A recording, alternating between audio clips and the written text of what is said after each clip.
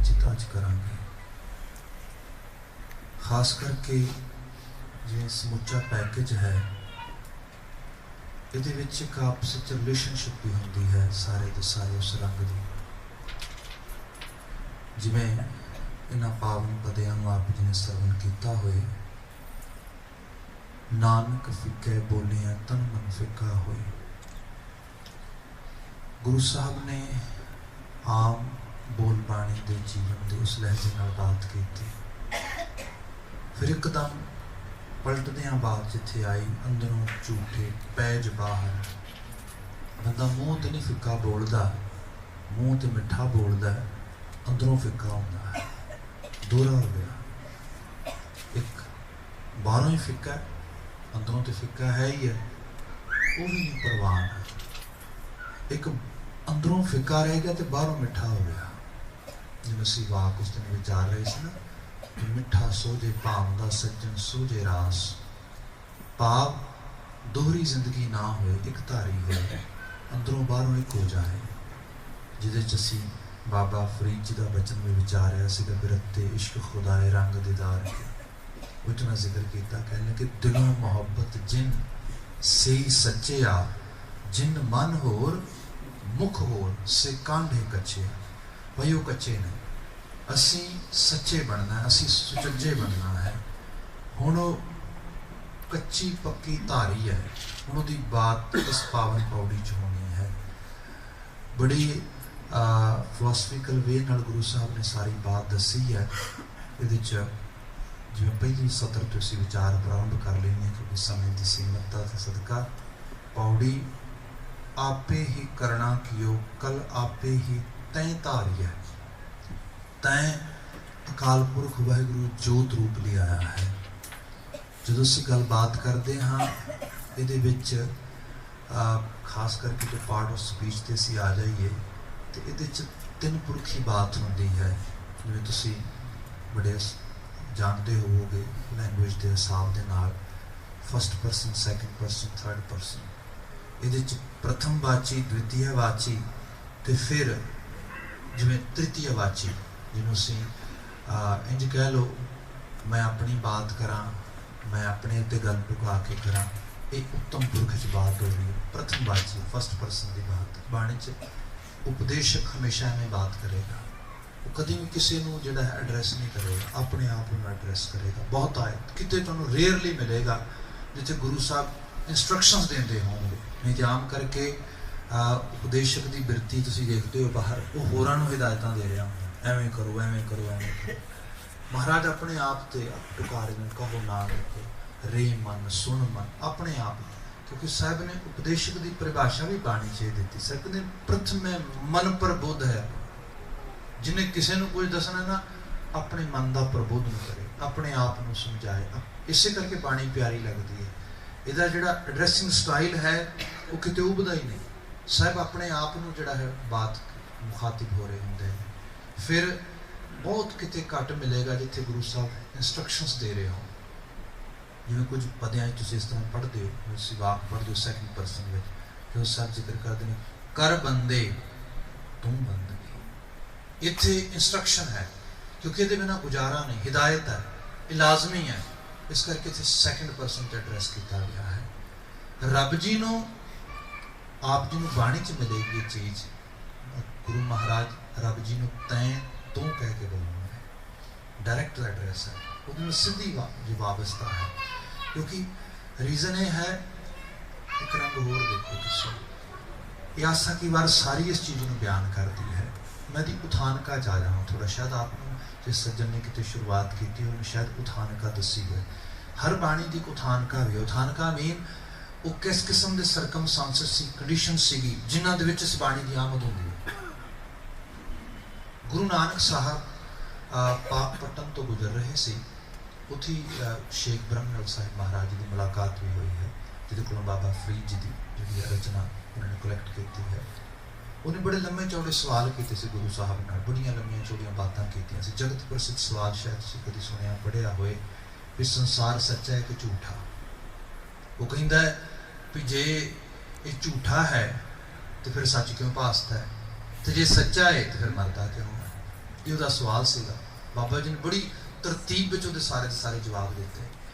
ਉੱਥੇ ਹੀ ਸਾਹਿਬ ਮਹਾਰਾਜ ਨੂੰ ਇੱਕ ਹੋਰ ਸੂਫੀ ਮਿਲਿਆ, ਉਹਨੇ ਵੀ ਬਹੁਤ ਸਾਰੀਆਂ ਗੱਲਾਂ ਕੀਤੀਆਂ ਤੇ ਪੁੱਠੋਹਾਰੀ ਸਰਗੋਧੀ ਜ਼ਬਾਨ ਹੈ, ਉਹਦੇ 'ਚੋਂ ਤੁਹਾਨੂੰ ਵੇਰਵੇ ਮਿਲਦੇ ਨੇ। ਉਹਦੇ 'ਚੋਂ ਗੁਰੂ ਨਾਨਕ ਸਾਹਿਬ ਨੂੰ ਜਦੋਂ ਮਿਲਦਾ ਹੈ ਨਾ, ਤੇ ਉਹ ਕਹਿੰਦਾ ਹੈ ਕਿ ਬਾਬਾ ਨਾਨਕ ਜੀ ਨੂੰ ਤੂੰ ਹਿੱਕ ਦੀ ਗੱਲ ਕਰੇਂਦਾ ਹੈ, ਇੱਕ ਖੁਦਾ ਦੀ, ਜੋ ਕਿ ਭਾਰਤੀ ਸੰਕਲਪ ਦੇ ਵਿੱਚ ਬਿਲਕੁਲ ਨਵੀਨਤਾ ਆਈ ਸੀ।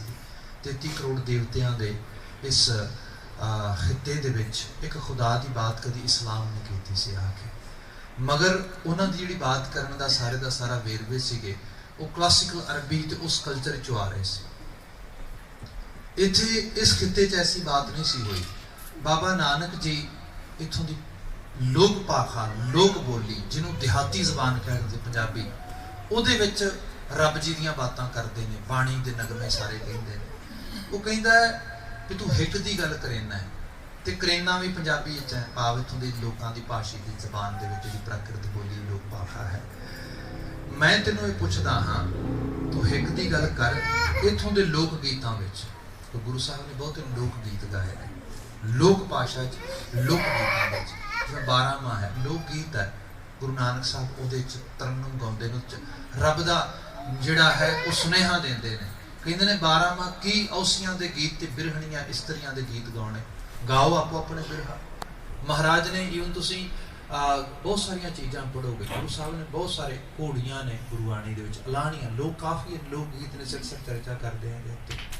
ਉਹਦੇ ਜੀਵਨ ਸਾਹਿਬ ਹੁਣ ਅਲਾਣੀਆਂ ਦੀ ਬਾਤ ਹੀ ਤੂੰ ਲੈ ਲਈ, ਪਾਲੀ ਸਿਰਫ ਵੇਰਵਾ ਦੇਣ ਮਾਤਰ। ਰੁਦਨ ਦੀ ਬਾਤ ਉਹਦੇ 'ਚ ਅੱਜ ਵੀ ਰੁਦਨ ਗੀਤ ਗਾਏ ਜਾਂਦੇ ਨੇ, ਉਹਦੇ 'ਚ ਵੀ ਸਾਹਿਬ ਰੋਣ ਦੀ ਗੱਲ ਕਰਦੇ। ਮਹਾਰਾਜ ਨੇ ਰੋ ਬੈਠੇ, ਕੌਣ ਕਹਿੰਦਾ ਨਾ ਰੋਵੋ, ਪਰ ਹਾਂ ਰੋਣਾ ਆ ਹੋਏ। ਸਾਹਿਬ ਜ਼ਿਕਰ ਕਹਿੰਦੇ ਨਾ, ਆਵੋ ਮਿਲੋ ਸਹੇਲੀ ਹੋ ਸਚੜਾ ਨਾਮ ਲਏ ਹਾਂ, ਰੋਵਹਿ ਬਿਰਹਾ ਤਨ ਕਾ ਆਪਣਾ ਸਭ ਸੰਭਾਲੇ। ਗੁਜਰੇ ਲਈ ਕਿਉਂ ਰੋਂਦੇ ਹੋ? ਰੋਵੋ, ਰੋਵਹਿ ਬਿਰਹਾ ਤਨ ਕਾ, ਜਿਹੜਾ ਤੇਰੇ ਤਨ ਨੂੰ ਵਿਛੋੜਾ ਪੈ ਗਿਆ, ਬਿਰਹਾ ਹੋ ਗਈ ਹੈ, ਉਸ ਬਿਰਹਾ ਦੀ ਵੇਦਨ ਕਿਉਂ ਨਹੀਂ ਗਾਉਂਦਾ? ਕਾਸਲੀ ਝੂਠੀ ਬਿਰਹਾ ਸੰਸਾਰ ਦੀ ਗਾ ਰਿਹਾ ਹੈ। ਸੋ ਇਸ ਕਿਸਮ ਨਾਲ ਸਾਹਿਬ ਪਾਤਸ਼ਾਹ ਨੇ ਮੈਸੇਜ ਸੁਨੇਹੇ ਜਿਹੜੇ ਨੇ ਉਹ ਡਿਲੀਵਰ ਕੀਤੇ। ਇਹ ਸੂਫੀ ਫਕੀਰ ਕਹਿੰਦਾ ਤੂੰ ਹਿੱਕ ਦੀ ਗੱਲ ਕਰੇਨਾ, ਤੇ ਕਰੇਨਾ ਵੀ ਇੱਥੋਂ ਦੇ ਲੋਕ ਕਾਫੀ ਲੋਕ ਬੋਲੀ ਦੇ ਵਿੱਚ ਹੈ, ਲੋਕ ਗੀਤਾਂ ਦੇ ਵਿੱਚ ਹੈ। ਮੈਂ ਤੈਨੂੰ ਇੱਕ ਜਿਹੜਾ ਹੈ ਸਵਾਲ ਕਰਦਾ ਹਾਂ ਕਿ ਮੈਂ ਕਹਿੰਦਾ ਤੂੰ ਹਿੱਕ ਦੀ ਗੱਲ ਕਰ ਵੀ ਪੰਜਾਬੀ ਵਿੱਚ, ਤੇ ਕਰ ਵੀ ਕਾਹਦੇ ਅੰਦਰ? ਵਾਰ ਵਿੱਚ। ਵਾਰ ਕਹੋ, ਮੈਂ ਵੀ ਦੇਖਾਂ ਜੋ ਤੂੰ ਹਿੱਕ ਦੀ ਵਾਰ ਕਰੇਗਾ, ਆਖਰਕਾਰ ਰੱਬ ਦਾ ਸ਼ਰੀਕ ਕਿਹਨੂੰ ਗਿੰਜੇਗਾ, ਰੱਬ ਦਾ ਸ਼ਰੀਕ ਕਿਹਨੂੰ ਬਣਾਏਗਾ, ਤੇਰੇ ਮੁਕਾਬਲ ਰੱਬ ਦੇ ਮੁਕਾਬਲੇ ਕਿਹਨੂੰ ਖੜਾ ਕਰੇਗਾ? ਕਿਉਂਕਿ ਵਾਰ ਹਮੇਸ਼ਾ ਦੋ ਦੀ ਹੁੰਦੀ ਹੈ। ਤੁਸੀਂ ਕਦੀ ਦੇਖੋ ਜੰਗ ਦੀਆਂ ਵਾਰਾਂ ਹੁੰਦੀਆਂ, ਪੁਰਾਣੇ ਸਮੇਂ ਤੋਂ ਜੰਗ ਦੀਆਂ ਵਾਰਾਂ ਤੁਰੀਆਂ ਹੁੰਦੀਆਂ ਸੀਗੀਆਂ। ਇਹ ਵਾਰ ਰੂਪ ਅਰਬੀ ਫਾਰਸੀ ਸਾਹਿਤ ਦੀ ਰੰਗਤ ਲੱਗਣ ਨਾਲ ਥੋੜਾ ਬਦਲ ਗਿਆ, ਜੰਗਨਾਮੇ ਹੋ ਗਏ। ਜਿਵੇਂ ਤੁਸੀਂ ਬੜੀ ਜਗਤ ਪ੍ਰਸਿੱਧ ਵਾਰ ਪੜ੍ਹਦੇ ਹੋ, ਸਿੰਘਾਂ ਤੇ ਫਿਰੰਗੀਆਂ ਦੀ ਲੜਾਈ ਵਾਲੀ ਜੰਗਨਾਮਾ, ਸ਼ਾਹ ਮੁਹੰਮਦ ਵੀ ਕਿਹਾ ਜਾਂਦਾ, ਤੈਨੂੰ ਵਾਰ ਸ਼ਾਹ ਮੁਹੰਮਦ ਵੀ ਕਿਹਾ ਜਾਂਦਾ। ਪੰਜਾਬੀ 'ਚ ਅਸੀਂ ਵਾਰ ਕਹਿੰਦੇ ਹਾਂ, ਵੈਸੇ ਉਹ ਜੰਗਨਾਮਾ ਹੈ, ਕਿਉਂਕਿ ਜੰਗਨਾਮਾ ਫਾਰਸੀ ਸਾਹਿਤ ਦੇ ਵਿੱਚ ਬੜੀਆਂ ਪੁਰਾਣੀਆਂ ਦੀਆਂ ਰਵਾਇਤਾਂ ਰਹੀਆਂ ਨੇ, ਜੰਗਾਂ ਨੂੰ ਬਿਆਨ ਕਰਨਾ ਗਾ ਉਸ ਤਰੀਕੇ ਨਾਲ, ਪਰ ਪੁਰਾਣੇ ਸਮੇਂ ਤੋਂ ਵਾਰਾਂ ਰਹੀਆਂ। ਇਹਦੇ ਗਾਉਣ ਦਾ ਆਪਣਾ ਤਰੀਕਾ, ਸਟਾਈਲ ਵੀ ਰਿਹਾ। ਵਕਤ ਨਾਲ ਚੀਜ਼ਾਂ ਬਹੁਤ ਸਾਰੀਆਂ ਤਬਦੀਲ ਹੋ ਜਾਂਦੀਆਂ ਨੇ। ਆਪ ਦੇਖੋਗੇ ਜਿਵੇਂ ਅਸੀਂ ਕਲਚਰ ਦੀ ਗੱਲ ਕਰਦੇ ਨੇ, ਕਲਚਰ ਕਈ ਪੱਖਾਂ ਤੋਂ ਮਰਦਾ ਹੈ। ਜਿਵੇਂ ਲੋਕ ਆਵਾਜ਼ ਦਾ ਮਰ ਜਾਣਾ, ਲੋਕ ਸਾਜ਼ ਦਾ ਮਰ ਜਾਣਾ। ਮਾਫੀ ਮੰਗਾਂਗਾ, ਆਪ ਦਾਨਸ਼ਮੰਦ ਲੋਕ ਬੈਠੇ ਹੋ ਇੱਥੇ, ਆਪ ਸ਼ਾਇਦ ਇਸ ਬਾਰੇ ਵਾਕਿਫ ਹੋਵੋਗੇ। ਸਾਡੇ ਘਰ ਸਰੰਗੀ ਵਰਗੇ ਸਾਜ਼ ਮਰ ਗਏ। ਅੱਜ ਜਿਹੜਾ ਸਾਡੇ ਉਹ ਖਾਸ ਕਰਕੇ ਵਾਰਾਂ ਗਾਉਣ ਵਾਲੇ ਵੀਰ ਵਜਾਉਂਦੇ ਨੇ, ਉਹ ਟੋਟਾ ਹੈ, ਸਰੰਗੀ ਨਹੀਂ। ਸਰੰਗੀ ਏਡੀ ਭਾਰੀ ਹੁੰਦੀ ਹੈ। ਮਾਫੀ ਮੰਗਾਂਗਾ, ਮੈਨੂੰ ਕਈ ਸੱਜਣਾਂ ਨੇ ਆਪ ਦੱਸਿਆ, ਕਹਿੰਦੇ ਸਾਡੇ ਬਹੁਤਾਇਤ ਬੰਦੇ ਉਹਨੂੰ ਸੁਰ ਵੀ ਨਹੀਂ ਕਰ ਸਕਦੇ। ਉਹ ਸਾਜ਼ ਜਿਹੜਾ ਹੈ, ਤੇ ਹੋਰ ਤੇ ਸਾਜ਼ਾਂ ਦੀ ਬਾਤ ਕੀ ਕਰਨੀ। ਅਲਗੋਜ਼ੇ ਤੁਸੀਂ ਦੇਖੇ ਹੋਣਗੇ ਮੇਲਿਆਂ 'ਚ ਵੱਜਦੇ, ਹੋਰ ਇੱਕੋ ਸਮੇਂ ਦੋ ਬੰਸਰੀਆਂ ਇਕੱਠੀਆਂ ਪਾ ਕੇ ਜਿਹੜੀਆਂ ਨੇ ਵਜਾਉਣੀਆਂ। ਵਾਰਾਂ ਅਲਗੋਜ਼ਿਆਂ ਤੇ ਸਰੰਗੀ ਦੀ ਤਾਣ ਤੇ ਗਾਈਆਂ ਜਾਂਦੀਆਂ ਸੀਗੀਆਂ, ਹਿੱਕ ਦੇ ਜ਼ੋਰ ਤੇ, ਸੀਨੇ ਦੇ ਜ਼ੋਰ ਤੇ। ਇਹਦੇ 'ਚ ਆਵਾਜ਼ਾਂ ਦੀਆਂ ਮੁਰਕੀਆਂ, ਜਾਂ ਜਿਵੇਂ ਤੁਸੀਂ ਉਹ ਆਵਾਜ਼ ਪਾਉਂਦੇ ਨਾ ਗਰਾਰੀਆਂ ਵਗੈਰਾ ਮਾਰਦੇ ਨੇ, ਇਹ ਨਹੀਂ ਸੁਣਦੇ। ਇਹਦੇ 'ਚ ਸਿੱਧੀ ਸਾਫ਼ ਉੱਚੀ ਆਵਾਜ਼ ਹੇਕ ਲਾ ਕੇ ਗਾਈ ਜਾਂਦੀ ਸੀ ਗਾਇਕੀ। ਇਸ ਕਰਕੇ ਅੱਜ ਵੀ ਪੰਜਾਬੀ ਗਾਇਕੀ ਦੇ ਵਿੱਚ ਜਿਹੜੇ ਲੋਕੀ ਇਸ ਤਰ੍ਹਾਂ ਗਾਉਂਦੇ ਨੇ, ਉੱਚਾ ਗਾਉਂਦੇ ਨੇ, ਜਿਹੜਾ ਹੈ ਕਾਲੇ ਗੰਧਾਰ ਨੂੰ ਟੱਪ ਕੇ ਗਾਉਂਦੇ ਨੇ ਉੱਪਰਲੇ ਪਾਸੇ, ਉਹਨੂੰ ਜ਼ਿਆਦਾ ਮਕਬੂਲੀਅਤ ਤੇ ਜ਼ਿਆਦਾ ਸੁਣਿਆ ਜਾਂਦਾ। ਭਾਵੇਂ ਉਹ ਸੁਰ ਦਾ ਅਹਿਸਾਸ ਵੀ ਪੂਰਾ ਨਾ ਰੱਖਦਾ ਹੋਏ, ਕਿਉਂਕਿ ਸਾਡੇ ਖੂਨ ਵਿੱਚ ਇਹ ਚੀਜ਼ ਪਈ ਹੋਈ ਹੈ। ਫਿਰ ਹੋਰ ਰੰਗ ਦੇਖੋ, ਜਦੋਂ ਸਰੰਗੀ ਤੇ ਗੱਜ ਫਿਰਦਾ ਹੈ, ਆਮ ਕਰਕੇ ਸੰਗੀਤ ਦੀ ਦੁਨੀਆ ਨੂੰ ਜਾਣਨ ਵਾਲੇ ਲੋਕ ਕਹਿੰਦੇ ਨੇ ਪੰਜਾਬੀਆਂ ਦੀ ਹਾਲਤ ਇਹ ਹੈ ਵੀ ਤੁਸੀਂ ਸਰੰਗੀ ਦੀਆਂ ਤਾਰਾਂ ਨੂੰ ਹੱਥ ਲਾਓ ਨਾ, ਤੁਸੀਂ ਸਰੰਗੀ ਦੀਆਂ ਤਾਰਾਂ ਨੂੰ ਹੱਥ ਨਹੀਂ ਲਾਉਂਦੇ, ਪੰਜਾਬੀਆਂ ਦੀਆਂ ਰਗਾਂ ਨੂੰ ਹੱਥ ਲਾ ਦਿੰਦੇ।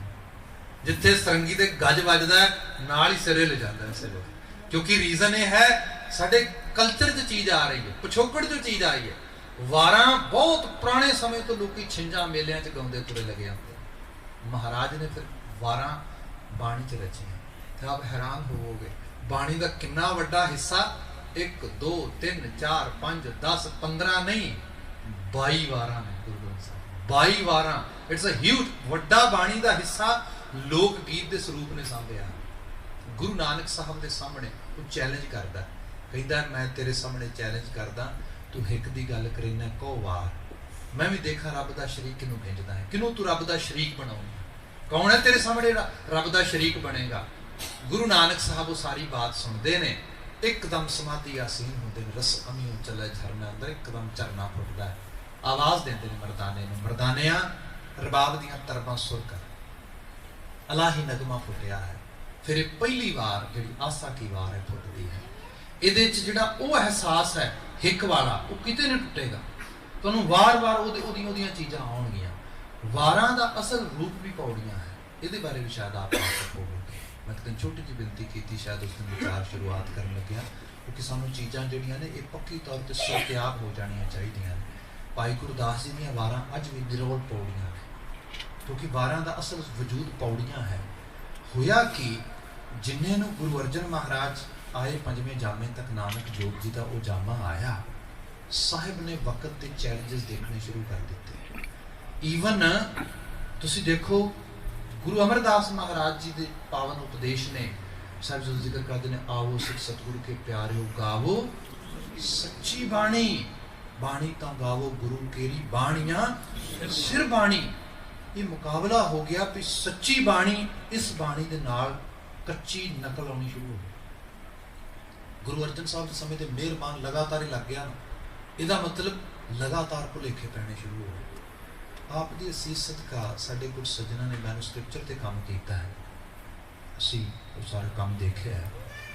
ਕੁਝ ਅਸੀਂ ਦੇਖਦੇ ਹਾਂ, ਬਹੁਤ ਸਾਰੀਆਂ ਪੋਥੀਆਂ ਸਾਨੂੰ ਮਿਲੀਆਂ ਹੱਥ ਲਿਖਤ, ਇਵਨ ਡਿਸਪਲਾਈਜ਼ ਕੀਤੇ ਉਸ ਸਰੂਪ ਸਾਡੇ ਕੋਲ ਮੌਜੂਦ ਹੈ ਬਹੁਤ ਸਾਰੇ। ਉਹਨਾਂ ਦੇ ਵਿੱਚ ਕੁਝ ਸਰੂਪ, ਕੁਝ ਪੋਥੀਆਂ ਗੁਰੂ ਰਾਮਦਾਸ ਮਹਾਰਾਜ ਦੇ ਸਮੇਂ ਦੀਆਂ, ਕੁਝ ਪੋਥੀਆਂ ਗੁਰੂ ਅਰਜਨ ਸਾਹਿਬ ਦੇ ਸਮੇਂ ਦੀਆਂ ਨੇ, ਗੁਰੂ ਹਰਗੋਬਿੰਦ ਸਾਹਿਬ ਦੇ ਸਮੇਂ ਦੀਆਂ, ਗੁਰੂ ਹਰਰਾਏ ਸਾਹਿਬ ਦੇ ਸਮੇਂ ਦੀ ਵੀ ਪੋਥੀ ਹੈ, ਗੁਰੂ ਗੋਬਿੰਦ ਸਿੰਘ ਮਹਾਰਾਜ ਜੀ ਦੇ ਸਮੇਂ ਦੀਆਂ ਪੋਥੀਆਂ। ਸੋ ਇਸ ਤਰੀਕੇ ਦੇ ਪੋਥੀਆਂ ਸਾਨੂੰ ਮਿਲਦੀਆਂ। ਉਹਦੇ 'ਚ ਫਿਰ ਉਹ ਪਤਾ ਵੀ ਉਹਦੇ 'ਚ ਤੇ ਸੰਨ ਸੰਮਤ ਦਾ ਵੀ ਨੋਟ ਹੈਗਾ।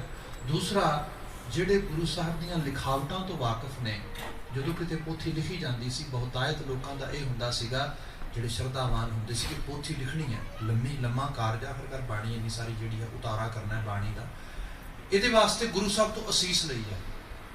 ਗੁਰੂ ਸਾਹਿਬ ਕੋਲ ਪੋਥੀ ਲੈ ਜਾਣੀ ਹੈ, ਜਿੱਥੋਂ ਸ਼ੁਰੂਆਤ ਕਰਨੀ ਹੈ, ਤੇ ਕਹਿਣਾ ਮਹਾਰਾਜ ਹਸਤਾਖਰ ਪਾ ਦਿਓ। ਫਿਰ ਗੁਰੂ ਸਾਹਿਬ ਆਪਣੇ ਹਸਤਾਖਰ ਪਾਉਂਦੇ ਸੀਗੇ। ਗੁਰੂ ਸਾਹਿਬ ਹਸਤਾਖਰ ਕਿਵੇਂ ਪਾਉਂਦੇ ਸੀ? ਆਪ ਸੋਚੋਗੇ ਵੀ ਸ਼ਾਇਦ ਗੁਰੂ ਰਾਮਦਾਸ ਮਹਾਰਾਜ ਆਪਣੇ ਸਾਈਨ ਕਰਨਗੇ ਉੱਥੇ, ਗੁਰੂ ਹਰਗੋਬਿੰਦ ਸਾਹਿਬ ਆਪਣੇ ਸਾਈਨ ਕਰਨ। ਗੁਰੂ ਸਾਹਿਬ ਹਸਤਾਖਰ ਪਾਉਂਦੇ ਸੀ ਮੂਲ ਮੰਤਰ। ਗੁਰੂ ਸਾਹਿਬ ਮੂਲ ਮੰਤਰ ਦਾ ਹਸਤਾਖਰ ਲਿਖਦੇ ਸੀਗੇ, ਫਿਰ ਮੂਲ ਮੰਤਰ। ਫਿਰ ਜੋ ਅਸੀਂ ਲਗਾਤਾਰ ਮੈਨੂਸਕ੍ਰਿਪਚਰ ਨੂੰ ਦੇਖਦੇ ਹੋ ਨਾ, ਤੇ ਤੁਹਾਨੂੰ ਪਤਾ ਲੱਗਦਾ ਉਹ ਆ ਲਿਖਾਈ ਗੁਰੂ ਹਰਗੋਬਿੰਦ ਸਾਹਿਬ ਦੀ ਹੈ, ਲੰਮੀ ਲਿਖਦੇ ਨੇ ਇਸ ਤਰੀਕੇ ਨਾਲ। ਆ ਲਿਖਾਈ ਗੁਰੂ ਰਾਮਦਾਸ ਮਹਾਰਾਜ ਜੀ ਗੋਲ ਲਿਖਿਆ ਹੈ।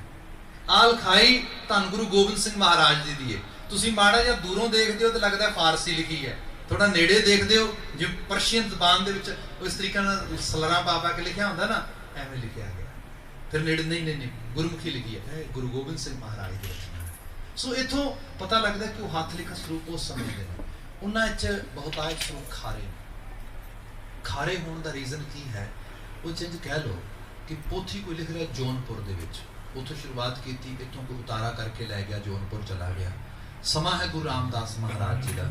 ਕਿਸੇ ਨੇ ਬਾਅਦ ਵਿੱਚ ਕੋਈ ਪੰਜਾਬ ਤੋਂ ਆਇਆ ਜਾਂ ਕਿਤੋਂ ਹੋਰੋਂ ਆਇਆ, ਧਰਮਸਾਲ ਦੇ ਜਿਵੇਂ ਧਰਮਸ਼ਾਲਾ ਸੰਗਤ ਲੱਗੀ, ਇਹਦੇ ਵਿੱਚ ਸ਼ਬਦ ਗਾਏ ਗਏ, ਸ਼ਬਦ ਪੜ੍ਹੇ ਗਏ, 2-3 ਸ਼ਬਦ ਪੜ੍ਹੇ, ਉਹਨੇ 1-2 ਸ਼ਬਦ ਹੋਰ ਪੜ੍ਹ ਦਿੱਤੇ, ਸ਼ਬਦ ਸੁਣੇ, ਅਪੀਲ ਕੀਤੇ ਸ਼ਬਦ ਬੜੇ ਚੰਗੇ ਨੇ। ਵਿੱਚ ਕਿਤੇ ਨਾਨਕ ਜੋਤ ਦਾ ਨਾਮ ਵੀ ਆ ਗਿਆ, ਨਾਨਕ ਵੀ ਆ ਗਿਆ, ਉਹਨੇ ਸੋਚਿਆ ਹਾਂ ਇੱਕ ਕੰਮ ਕਰਦੇ ਆ, ਇਹ ਸ਼ਬਦ ਬੜਾ ਵਧੀਆ ਯਾਦ ਕਰ ਲੈਂਦੇ ਆ, ਦੇ ਕੋਲੋਂ ਸ਼ਬਦ ਯਾਦ ਕਰ ਲਿਆ, ਵੀ ਹੋ ਸਕਦਾ ਗੁਰੂ ਸਾਹਿਬ ਦੇ ਕੋਲ ਗਿਆ ਹੋਏ, ਗੁਰੂ ਰਾਮਦਾਸ ਨੇ ਕੋਈ ਨਵੀਂ ਬਾਣੀ ਰਚੀ ਹੋਏ। ਫਿਰ ਕੀ ਕੀਤਾ, ਉਸ ਪੋਥੀ ਦੇ ਪਿੱਛੇ ਲਿਖ ਲਿਆ, ਪਿੱਛੇ ਲਿਖ ਲਿਆ ਵੀ ਜਦੋਂ ਕਿਤੇ ਪਾਵਨ ਦਰਬਾਰ ਗਏ, ਗੁਰੂ ਸਾਹਿਬ ਕੋਲ ਗਏ ਤੇ ਜਾ ਕੇ ਪੁੱਛ ਲਾਂਗੇ ਮਹਾਰਾਜ ਤੁਹਾਡੇ ਸ਼ਬਦ ਹੈ, ਆ ਸਾਨੂੰ ਸੁਣਾਇਆ ਕਿਸੇ ਨੇ। ਜੇ ਗੁਰੂ ਸਾਹਿਬ ਨੇ ਕਿਹਾ ਵੀ ਨਹੀਂ ਇਹ ਮੇਰਾ ਸ਼ਬਦ ਨਹੀਂ ਹੈ ਭਾਈ, ਇਹ ਸਾਡਾ ਗੁਰੂ ਜੋਤ ਵਾਲਾ ਸ਼ਬਦ ਨਹੀਂ, ਇਹ ਉਸ ਜਿਹੜਾ ਖਾਸ ਕਰਕੇ ਤੁਰਕੀ ਬਾਣੀ ਦਾ ਬਚਨ ਨਹੀਂ ਹੈਗਾ, ਹੜਤਾਲ ਫੇਰ ਦੇਣ, ਕੱਟ ਦੇਣਗੇ। ਐਵੇਂ ਬੜੇ ਸ਼ਬਦਾਂ ਤੇ ਹੜਤਾਲਾਂ ਫਿਰੀਆਂ। ਇੱਥੋਂ ਪਤਾ ਲੱਗਦਾ ਹੈ ਸੱਚੀ ਬਾਣੀ ਦੇ ਨਾਲ ਕੱਚੀ ਬਾਣੀ ਟਰੈਵਲ ਕਰ ਰਹੀ, ਆਲੇ ਦੁਆਲੇ ਇਸ ਕਿਸਮ ਦੀਆਂ ਚੀਜ਼ਾਂ ਹੋ ਰਹੀਆਂ ਨੇ। ਮਿਹਰਬਾਨ ਤੇ ਮੁਕਾਬਲਤਨ ਇਸ ਤਰ੍ਹਾਂ ਬਿਲਕੁਲ ਹੀ ਆ ਗਿਆ, ਉਹ ਸਾਰੀਆਂ ਚੀਜ਼ਾਂ ਕਰਨ ਲੱਗ ਗਿਆ। ਮਹਾਰਾਜ ਨੇ ਦੇ ਨਾਲ ਨਾਲ ਕੁਝ ਹੋਰ ਚੀਜ਼ਾਂ ਦੇਖੀਆਂ। ਜਿਹੜੇ ਲੋਕੀ ਸਿੱਖੀ ਦੇ ਸਕੂਲ ਆਫ ਥਾਟ ਤੋਂ ਖਾਸ ਕਰਕੇ ਡਰ ਖਾਣ ਲੱਗੇ, ਭੈ ਖਾਣ ਲੱਗੇ ਕਿ ਆਹ ਕੀ ਬਣਨ ਲੱਗਾ ਹੈ, ਇੱਕ ਪ੍ਰਚਾਰ ਦਾ ਇਹ ਵੀ ਰੰਗ ਤਰੀਕਾ ਅਪਣਾ ਲਿਆ ਗਿਆ। ਦੇਖੋ ਜੀ, ਜਿਹੜਾ ਧਰਮ ਸ਼ਾਸਤਰ ਦੀ ਗੱਲ ਹੈ ਨਾ, ਇਹ ਤੇ ਸ਼ਲੋਕਾਂ ਵਿੱਚ ਹੁੰਦੀ ਹੈ। ਤੁਸੀਂ ਦੇਖੋ ਸਾਰੀਆਂ ਸਮ੍ਰਿਤੀਆਂ, ਵੇਦ, ਪੁਰਾਣ ਸਭ ਸ਼ਲੋਕ ਨੇ। ਇਹ ਕੀ ਕੀਤਾ, ਇਹ ਤੇ ਗੀਤ ਲਿਖੇ ਨੇ ਸਾਰੇ। 12ਵਾਂ ਵੀ ਕਦੀ ਕੋਈ ਧਰਮ ਦੀ ਰਚਨਾ ਹੋਈ ਹੈ, 12ਵਾਂ ਤੇ ਲੋਕੀ ਗੀਤ ਗਾਉਂਦੇ ਨੇ। ਵਾਰਾਂ ਵੀ ਕਦੀ ਧਰਮ ਦਾ ਉਪਦੇਸ਼ ਹੁੰਦੀਆਂ ਨੇ। ਵਾਰਾਂ ਦੇ ਵਿੱਚ ਤੇ ਲੋਕੀ ਅਸਲ ਦੇ ਵਿੱਚ ਜਿਹੜੇ ਮਨ ਦੇ ਬਲਬਲੇ ਗਾਉਂਦੇ ਨੇ, ਜਜ਼ਬਾਤ ਗਾਉਂਦੇ ਨੇ। ਮੇਲੇ ਛਿੰਝਾਂ ਦੇ ਵਿੱਚ ਬੈਠ ਕੇ ਇਹੋ ਜਿਹੀ ਬਾਤ ਹੋਣੀ ਸ਼ੁਰੂ ਹੋ ਗਈ। ਗੁਰੂ ਅਰਜਨ ਸਾਹਿਬ ਨੇ ਐਸੀ ਬਖਸ਼ਿਸ਼ ਕੀਤੀ ਕਿ ਕੋਈ ਗੱਲ ਨਹੀਂ। ਮਹਾਰਾਜ ਨੇ ਨਵੇਂ ਸਿਰੇ ਤੋਂ ਬਾਣੀ ਕੰਪਾਈਲ ਕੀਤੀ, ਆਡਿਟ ਕੀਤੀ, ਕਰਦਿਆਂ ਹੋਇਆਂ ਸ਼ਲੋਕ ਚੱਕੇ ਵਾਰਾਂ ਦੇ ਵਿੱਚ ਇਨਸਰਟ ਕਰ ਬਿਲਕੁਲ ਮਿਕਸ ਕਰ ਦਿੱਤਾ ਸਾਰਾ। ਫਿਰ ਕੁਝ ਸ਼ਲੋਕ ਫਿਰ ਵੀ ਬਚ ਗਏ। ਆਪ ਬਕਾਇਦਾ ਤੌਰ ਤੇ ਦੇਖਦੇ ਗੁਰੂ ਗ੍ਰੰਥ ਸਾਹਿਬ ਮਹਾਰਾਜ ਸਿਰਨਾਵਾ ਪਾ ਕੇ ਸਾਹਿਬ ਮਹਾਰਾਜ ਲਿਖਦੇ ਨੇ ਸ਼ਲੋਕ ਵਾਰਾਂ ਤੇ ਵਧੇਕ ਵੱਧ ਗਏ ਤਾਂ ਲਿਖੇ ਇੱਥੇ, ਨਹੀਂ ਤੇ ਵਿੱਚ ਹੀ ਪਾਉਣੇ ਸੀ। ਭਾਵ ਕਿਤੇ ਕੋਈ ਐਸਾ ਨਾ ਹੋਏ। ਫਿਰ ਇਹ ਨਹੀਂ ਕਿ ਸਾਹਿਬ ਨੇ ਸ਼ਲੋਕ ਐਵੇਂ ਪਾ ਦਿੱਤੇ ਹੋਣ। ਸ਼ਲੋਕਾਂ ਦੇ ਖਿਆਲ ਤੇ ਪੌੜੀ ਦੇ ਖਿਆਲ ਬਿਲਕੁਲ ਮੈਚ ਕਰਦੇ ਨੇ। ਕਈ ਵਾਰੀ ਪੌੜੀ ਜਿਸ ਚੀਜ਼ ਨੂੰ ਲਿਆ ਕੇ ਜਿਹੜੀ ਹੈ ਉਹ ਸਾਰੇ ਮਜ਼ਮੂਨ ਨੂੰ ਕੰਬਾਈਨ ਕਰਦੀ, ਉਹਨੂੰ ਲਿਆ ਕੇ ਜਿਹੜਾ ਹੈ ਉੱਥੇ ਵਾਈਂਡ ਅਪ ਕਰਦੀ, ਉਹਦੀ ਮਜ਼ਮੂਨ ਦੀ ਜਿਹੜੀ ਸ਼ੁਰੂਆਤ ਹੈ, ਉਹਦਾ ਬਿਗਨਿੰਗ ਜਿਹੜਾ ਪੁਆਇੰਟ ਹੈ ਉਹ ਸ਼ਲੋਕਾਂ ਤੋਂ ਪ੍ਰਾਰੰਭ ਹੁੰਦਾ ਹੈ। ਸੋ ਜਿਵੇਂ ਇੱਥੇ ਤੁਸੀਂ ਸ਼ਲੋਕਾਂ ਤੋਂ ਜਿਹੜੀ ਹੈ ਬਾਤ ਤੁਰੀ ਆਉਂਦੀ ਵੇਖਦੇ ਹੋ, ਇੱਥੋਂ ਤੱਕ ਆਉਂਦੀ ਹੈ। ਖੈਰ, ਮੈਂ ਜਿਹੜੀ ਖਾਸ ਕਰਕੇ ਉਥਾਨਕਾ ਦੀ ਬਾਤ ਕਹਿਣ ਲੱਗਾ ਸੀਗਾ, ਬਾਬਾ ਨਾਨਕ ਜੀ ਨੂੰ ਕਹਿੰਦਾ ਤੂੰ ਵਾਰ ਕਹੋ ਤੇ ਕਹੋ ਵੀ ਹਿੱਕ ਦੀ, ਤੇ ਮੈਂ ਦੇਖਦਾ ਵੀ ਰੱਬ ਦਾ ਸ਼ਰੀਕ ਕਿਹਨੂੰ ਖਿੱਚਦਾ, ਕਿਹਨੂੰ ਬਣਾਉਣਾ ਹੈ। ਫਿਰ ਮਹਾਰਾਜ ਉੱਥੇ ਵਾਰ ਕਹਿੰਦੇ। ਪਹਿਲੀ ਆਸਾ ਕੀ ਵਾਰ ਜਿਹੜੀ ਹੈ ਸਾਹਿਬ ਪਾਤਸ਼ਾਹ, ਤੁਸੀਂ ਸ਼ੁਰੂਆਤ ਦੇਖੋ ਐਗਜ਼ੈਕਟਲੀ ਆਹ ਜਿਹੜੀ ਪੌੜੀ ਹੈ 20 ਨੰਬਰ, ਕਿਉਂਕਿ ਵਾਈਂਡ ਅਪ ਹੋ ਜਾਣਾ ਨਾ ਮਜਬੂਰ ਹੁਣ ਆਲਮੋਸਟ 24 ਦੇ ਜਿਹੜੇ ਬਿਲਕੁਲ ਸਮਾਪਨ ਹੋ ਜਾਣਾ ਹੈ। ਇਸ ਕਰਕੇ ਹੁਣ ਜਿੱਥੋਂ ਸ਼ੁਰੂਆਤ ਹੋਈ ਸੀ ਬਾਤ, ਬਿਲਕੁਲ ਉੱਥੇ ਜਿਹੜੀ ਹੈ ਸਰਕਲ ਹੋ ਕੇ ਆ ਰਹੀ ਹੈ। ਸਾਹਿਬ ਉੱਥੇ ਸ਼ੁਰੂਆਤ ਕਰਦੇ ਨੇ, ਹਾਂ ਭਾਈ ਅਸੀਂ ਵਾਰ ਕਹਿੰਦੇ ਹਾਂ। ਵਾਰ ਦੀ ਸ਼ੁਰੂਆਤ ਇੱਥੋਂ ਹੋ ਰਹੀ ਵੀ ਆਪ ਹੀ ਨੇ ਆਪ ਸਾਜਿਓ, ਆਪ ਹੀ ਨੇ ਰਚਿਓ ਨਾ, ਦੁਆਏ ਹੈ ਹੀ ਨਹੀਂ। ਅਸਲ ਵਿੱਚ ਇੱਕ ਦਾ ਹੀ ਫਲਾਹ ਹੈ ਸਾਰਾ। ਇੱਕ ਛੋਟੀ ਜਿਹੀ ਮੈਂ ਬੇਨਤੀ ਹੋਰ ਕਰ ਦਿਆਂਗਾ। ਅਸੀਂ ਕਈ ਵਾਰੀ ਨਾ, ਤੁਸੀਂ ਕਦੀ ਇਹ ਬਾਤ ਪ੍ਰਸੰਗਿਕ ਤੌਰ ਤੇ ਸੁਣੀ ਹੋਏ, ਬਕਾਇਦਾ ਸਪੈਸੀਫਿਕਲੀ ਗੁਰੂ ਗੋਬਿੰਦ ਸਿੰਘ ਮਹਾਰਾਜ ਜਦੋਂ ਗੜੀ ਤੋਂ ਨਿਕਲੇ ਨੇ, ਕੱਚੀ ਗੜੀ ਤੋਂ, ਉਹਦੇ ਬਾਰੇ ਅਸੀਂ ਤੇ ਕਈ ਵਾਰੀ ਭੁਲੇਖੇ 'ਚ ਹੀ ਰਹਿ ਗਏ। ਬੜੇ ਬੜੇ ਆਲਮ ਫਾਜ਼ਲ ਲੋਕਾਂ ਨੇ ਚੀਜ਼ਾਂ ਲਿਖੀਆਂ ਨੇ। ਆਪ ਹਕੀਮ ਅੱਲਾ ਯਾਰ ਖਾਨ ਜੋਗੀ ਦੀ ਕਦੀ ਨਗਮੇ ਪੜ੍ਹੇ ਹੋਣ, ਉਹ ਜਦੋਂ ਗੜੀ ਦਾ ਪ੍ਰਸੰਗ ਬਿਆਨ ਕਰਦਾ ਬੜਾ ਮਾਰਮਿਕ। ਉਹ ਕਹਿੰਦਾ ਮਹਾਰਾਜ ਦੀ ਇੱਛਾ ਸੀ, ਆਪ ਅੰਦਾਜ਼ਾ ਲਾਓ, ਜਿਹਦੇ ਜਵਾਨ ਪੁੱਤ ਸਾਹਮਣੇ ਜਾਮੇ ਸ਼ਹਾਦਤ ਪੀ ਗਏ ਹੋਣ, ਜਿਹਦੇ ਜਾਨੋਂ ਪਿਆਰੇ ਸਿੱਖ ਇੱਕ ਤੋਂ ਇੱਕ ਵੱਧ ਕੇ ਅੱਗੇ ਜਿਹੜਾ ਹੈ ਮੁਗਲਾਂ ਨਾਲ ਆਡਾ ਲੈ ਰਹੇ ਹੋਣ, ਉਹਨਾਂ ਦੇ ਆਹੂ ਲਾਏ ਗਏ ਹੋਣ, ਤੇ ਉਹਨੂੰ ਕਿਹਾ ਜਾਏ ਵੀ ਛੱਡ ਮੈਦਾਨ ਤੇ ਨਿਕਲੇ ਤੇ ਆਮ ਜਜ਼ਬਾਤੀ ਤੌਰ ਤੇ ਵੀ ਤੁਸੀਂ ਦੇਖੋ, ਬੰਦੇ ਦਾ ਵਰਤਾਰਾ ਐਸਾ ਹੁੰਦਾ, ਬੰਦਾ ਕਹਿੰਦਾ ਵਗਦੀ ਵਾਈ ਹੁਣ ਜੋ ਮਰਜ਼ੀ ਹੋ ਜਾਵੇ, ਮੈਦਾਨ ਪੱਕਿਆ। ਮਹਾਰਾਜ ਦੇ 2-3 ਪ੍ਰਸੰਗ ਬੜੇ ਕਮਾਲ ਦੇ ਨੇ। ਇੱਕ ਤੇ ਪ੍ਰਸੰਗ ਉਹ ਹੈ ਜਿਹੜਾ ਹਿਸਟੋਰੀਕਲੀ ਕੁਝ ਤੱਥਾਂ ਚੋਂ ਕੱਢ ਕੇ ਪ੍ਰਿੰਸੀਪਲ ਸਤਬੀਰ ਸਿੰਘ ਲੈ ਕੇ ਆਏ। ਜਦੋਂ ਗੁਰੂ ਸਾਹਿਬ ਦਿਨ ਦਾ ਸਮਾਂ ਹੈ, ਘੇਰਾ ਚਪੇਰੇ ਪੈ ਗਿਆ, ਮਹਾਰਾਜ ਜਿਹੜੀ ਹੈ 5-5 ਦਾ ਜਥਾ ਬਣਾ ਕੇ ਭੇਜਣ ਦੀ ਤਿਆਰੀ 'ਚ ਨੇ, ਤੇ ਉਸ ਵਕਤ ਬਕਾਇਦਾ ਤੌਰ ਤੇ ਕੁਝ ਸਿੱਖ ਗੁਰੂ ਗੋਬਿੰਦ ਸਿੰਘ ਮਹਾਰਾਜ ਜੀ ਦੇ ਮਗਰ ਮਹਾਰਾਜ ਗੜੀ ਦੀਆਂ ਆਲੇ ਦੁਆਲੇ ਦੀਆਂ ਦੀਵਾਰਾਂ ਵਗੈਰਾ ਦੇਖ ਰਹੇ ਨੇ, ਤੇ ਉਹ ਗੁਰੂ ਸਾਹਿਬ ਨੂੰ ਕਹਿੰਦੇ ਵੀ ਗੁਰੂ ਸਾਹਿਬ ਅਸੀਂ ਕੋਈ ਮੌਕਾ ਬਣਾਉਂਦੇ ਹਾਂ, ਇੱਕਦਮ ਹੱਲਾ ਕਰਦੇ ਹਾਂ, ਅਸੀਂ ਐਸਾ ਮੌਕਾ ਬਣਾਉਂਦੇ ਹਾਂ, ਤੁਸੀਂ ਸਾਹਿਬਜ਼ਾਦਿਆਂ ਨੂੰ ਲਓ ਤੇ ਨਿਕਲੋ। ਮਹਾਰਾਜ ਸੁਣੀ ਕਰਕੇ ਦੂਸਰਾ ਮੋਰਚਾ ਦੇਖਦੇ ਨੇ, ਤੀਸਰਾ ਦੇਖਦੇ ਨੇ। ਜਦੋਂ ਸਾਰੀ ਬਾਤ ਹੋ ਰਹੀ ਹੁੰਦੀ ਹੈ ਨਾ, ਇੱਕ ਜਗ੍ਹਾ ਤੇ 2 ਸਿੰਘ ਅੱਗੇ ਆ ਕੇ ਖੜੇ ਹੋ ਜਾਂਦੇ ਨੇ। ਮਹਾਰਾਜ ਨੂੰ ਸਿੱਧੇ ਤੌਰ ਤੇ ਭਾਈ ਦਇਆ ਸਿੰਘ ਤੇ ਮਾਨ ਸਿੰਘ ਇਸ ਰੂਪ ਵਿੱਚ ਕਹਿ ਰਹੇ ਹੁੰਦੇ ਨੇ ਕਿ ਗੁਰੂ ਸਾਹਿਬ ਤੁਸੀਂ ਬਾਤ ਹੀ ਨਹੀਂ ਸੁਣ ਰਹੇ ਸਾਡੀ। ਅਸੀਂ ਕਹਿ ਰਹੇ ਹਾਂ ਵੀ ਅਜੀਤ ਸਿੰਘ ਨੂੰ ਤੇ ਜੁਝਾਰ ਸਿੰਘ ਨੂੰ ਲਓ ਤੇ ਨਿਕਲੋ ਇੱਥੋਂ, ਅਸੀਂ ਮੌਕਾ ਬਣਾਉਂਦੇ ਇਸ ਕਿਸਮ ਦਾ। ਗੁਰੂ ਗੋਬਿੰਦ ਸਿੰਘ ਮਹਾਰਾਜ ਹੱਸ ਪਏ, ਹੱਸ ਕੇ ਕਹਿਣ ਲੱਗੇ ਵੀ ਦਇਆ ਸਿੰਘ ਮੈਂ ਤੈਨੂੰ ਪੁੱਛਦਾ ਕਿਹੜੇ ਅਜੀਤ ਸਿੰਘ? ਉਹ ਕਹਿੰਦੇ ਮਹਾਰਾਜ ਉਹ ਸਾਹਿਬ ਕਹਿੰਦੇ ਉਹ ਤੇ ਤੇਰੀ ਨਜ਼ਰੇ ਦਿਸਦਾ ਅਜੀਤ ਸਿੰਘ, ਮੇਰੀ ਨਜ਼ਰੇ ਸਾਰੇ ਅਜੀਤ ਸਿੰਘ, ਮੇਰੀ ਨਜ਼ਰੇ ਸਾਰੇ ਜੁਝਾਰ ਸਿੰਘ। ਦੱਸ ਕਿਹੜੇ ਜੁਝਾਰ ਨੂੰ ਲਿਜਾਵਾਂ, ਕਿਹੜੇ ਅਜੀਤ ਨੂੰ ਲਿਜਾਵਾਂ? ਮੇਰੀ ਨਜ਼ਰ 'ਚ ਸਾਰੇ ਇੱਕੋ ਜਿਹੇ, ਹਰ ਉਲਟਾ। ਕਹਿੰਦੇ ਮਹਾਰਾਜ ਨਹੀਂ, ਇਸ ਤਰ੍ਹਾਂ ਨਹੀਂ ਹੋਣਾ, ਇਸ ਤਰ੍ਹਾਂ ਹੋਣਾ। ਕੁਝ ਰੀਜ਼ਨ ਦਿੱਤੇ ਸਾਹਿਬ ਪਾਤਸ਼ਾਹ, ਫਿਰ ਉੱਥੇ ਬਾਤ ਕਹੀ ਨਹੀਂ। ਦੇਖੋ ਵੀਰ ਰਸ ਵੀ ਕੈਸਾ ਹੈ, ਐਸੀ ਬਾਤ ਗੁਰੂ ਗੋਬਿੰਦ ਸਿੰਘ ਮਹਾਰਾਜ ਹੀ ਕਹਿ ਸਕਦੇ ਨੇ। ਸਾਹਿਬ ਪਾਤਸ਼ਾਹ ਕਹਿੰਦੇ ਕੈਸੇ ਯੋਧੇ ਹੋ ਤੁਸੀਂ, ਉਹ ਦੇਖੋ ਇੱਲਾਂ ਦੇ ਮਜਮੇ ਲੱਗੇ ਅਸਮਾਨ ਦੇ ਵਿੱਚ, ਤੁਸੀਂ ਪਤਾ ਉਹਨਾਂ ਦੀ ਰੋਟੀ ਵਰਜਣੀ ਹੈ। ਜਦੋਂ ਮੈਦਾਨ ਭਖਿਆ ਹੋਏ, ਯੋਧਿਆਂ ਦਾ ਕੰਮ ਅਸਲ ਵਿੱਚ ਮੈਦਾਨ ਵਿੱਚ ਜੂਝਣ ਦਾ ਹੋਣਾ ਚਾਹੀਦਾ। ਤੁਸੀਂ ਉਹਨਾਂ ਦੀ ਰੋਟੀ ਵਰਜਣੀ, ਉਹ ਭੁੱਖੀਆਂ ਨਾ ਜਾਣ। ਐਸਾ ਬੜਾਂਗਾ ਪਾਓ ਮੈਦਾਨ ਵਿੱਚ ਕਿ ਪਤਾ ਲੱਗ ਜੇ ਇੱਲਾਂ ਨੇ ਬੜਾ ਜਾਨਵਰਾਂ ਦਾ ਮਾਸ ਖਾਦਾ ਹੋਣਾ ਹੈ। ਆ ਮੌਕਾ ਬਣਿਆ ਹੁਣ ਸੂਰਮਿਆਂ ਵਾਂਗੂ ਉਹਨਾਂ ਨੂੰ ਸੂਰਮਿਆਂ ਦਾ ਮਾਸ ਖਵਾਓ। ਇਹ ਗੁਰੂ ਗੋਬਿੰਦ ਸਿੰਘ ਮਹਾਰਾਜ ਇਹ ਮੈਦਾਨ ਵਿੱਚ ਜਿਹੜੀ ਹੈ ਜੰਗ ਨੂੰ ਵੀ ਉਲਫਤ, ਜਿਵੇਂ ਕੋਈ ਮੁਹੱਬਤ ਦੇ ਵਿੱਚ ਪਰਵਾਨਾ ਜਾ ਰਿਹਾ ਹੁੰਦਾ, ਇਹੋ ਜਿਹੀ ਸੇਧ ਦੇਣੀ। ਜਦੋਂ ਸਾਰੀ ਬਾਤ ਹੋਈ ਤਾਂ ਪਤਾ ਲੱਗਦਾ ਜੰਗ ਦਾ ਚਾਅ ਹੈ। ਜਬ ਆਵ ਕੀ ਔਦ ਨਿਧਾਨ ਬਣੇ ਅਤ ਹੀਰਨ ਮੈਂ ਤਬ ਜੂਝ ਮਰੂ, ਇਹੋ ਜਿਹੇ ਚਾਵਾਂ ਨਾਲ ਪ੍ਰਣਾਈ ਹੋਈ ਅੰਦਰਲੀ ਸੁਰਤ ਹੈ। ਫਿਰ ਹੁੰਦਾ ਕਿ ਸ਼ਾਮ ਪਈ, ਸਾਰੀ ਸ਼ਹਾਦਤ ਹੋ ਗਈ ਸਾਹਿਬਜ਼ਾਦਿਆਂ ਦੀ। ਹੁਣ ਉੱਥੇ ਕੀ ਹੋਇਆ? ਉੱਥੇ ਹੁਣ ਹਕੀਮ ਅੱਲਾ ਯਾਰ ਖਾਂ ਜੋਗੀ ਉੱਥੇ ਬਾਤ ਲਿਖਦਾ ਹੈ, ਜਜ਼ਬਾਤ ਗੁਰੂ ਮਹਾਰਾਜ ਜੀ ਦੇ। ਉਹ ਕਹਿੰਦਾ ਥੇ ਚਾਹਤੇ ਪੈਵੰਦ ਕਰੇ ਖਾਕ ਕਾ ਸਭ ਕੋ, ਫਾਰਸੀ ਹੈ ਥੋੜੀ ਜੀ। ਚਾਹਤ ਤੇ ਇਹ ਸੀਗੀ ਪੈਵੰਦ ਕਰੇ ਖਾਕ ਕਾ ਸਭ ਕੋ, ਚੜ੍ਹਦੀ ਸਵੇਰ ਸਭ ਮਿੱਟੀ ਦੀ ਮਿੱਟੀ ਕਰ ਦਿੱਤੀ ਜਾਏ।